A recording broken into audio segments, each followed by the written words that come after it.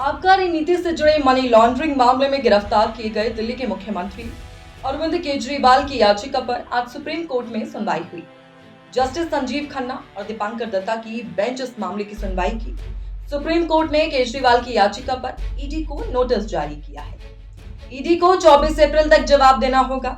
इसके साथ ही केजरीवाल को 27 अप्रैल तक ईडी के जवाब पर प्रति उत्तर देना है। इस मामले में अब अगली सुनवाई 29 अप्रैल को होनी है। इससे पहले दिल्ली हाई कोर्ट ने केजरीवाल की गिरफ्तारी को सही ठहराया था। इसके बाद केजरीवाल ने सुप्रीम कोर्ट का रुख किया था। उन्होंने अपनी याचिका में अपनी गिरफ्तारी और रिमांड को चुनौती दी। केजरीवाल ने इसे अवैध बताया। केजरीवाल ने अपनी याचिका में कहा, उनकी गिरफ्तारी अविश्वसनीय दस्तावेज पर आधारित है। ईडी के पास ऐसी कोई सामग्री जिसके आधार पर या जिसे आधार बनाकर उन्हें गिरफ्तार किया जा सके। इसके साथ ही याचिका में यह भी कहा गया कि उन्हें प्रेरित तरीके से गिरफ्तार किया गया है।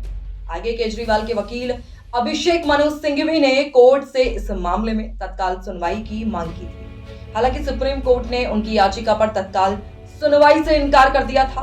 केजरीवाल की याचिका में कहा गया कि दिल्ली के मुख्यमंत्री को लोकसभा चुनाव के बीच में और खासतौर पर चुनाव की घोषणा के बाद सोची समझी साजिश के तहत प्रवर्तन निदेशालय ने द्वारा धारा 19 PMLA के तहत अवैध रूप से गिरफ्तार किया गया है। गिरफ्तारी पूरी तरह से सह अभियुक्तों के बाद के विरोधाभासी और देर से दिए गए बयानों के आधार पर की गई, जो अब सरकारी गवाह बन गए हैं। याचिका में कहा गया कि ऐसे बयान और सामग्री पिछले 9 महीनों से ईडी के पास थी। बावजूद इसके केजरीवाल को चुनाव के बीच में अवैध रूप से गिरफ्तार किया गया। इससे पहले दिल्ली हाई कोर्ट 10 अप्रैल को अरविंद केजरीवाल को राहत न देते हुए उनकी गिरफ्तारी को जायज ठहराया था। साथ ही कोर्ट ने केजरीवाल के उस तर्क को भी खारिज कर दिया कि उनकी गिरफ्तारी लोकसभा चुनावों में पार्टी को नुकसान पहुंचाने के लिए की गई है।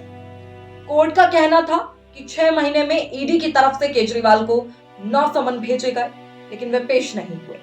कोर्ट ने कहा कि केजरीवाल ने ईडी के समन का पालन नहीं किया था।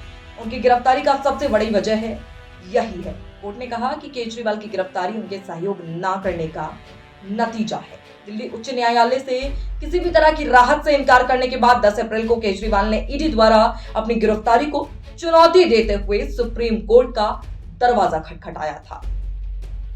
ऐसी और न्यूज के लिए चैनल को सब्सक्राइब करें और बेल आइकन प्रेस करना ना भूलें।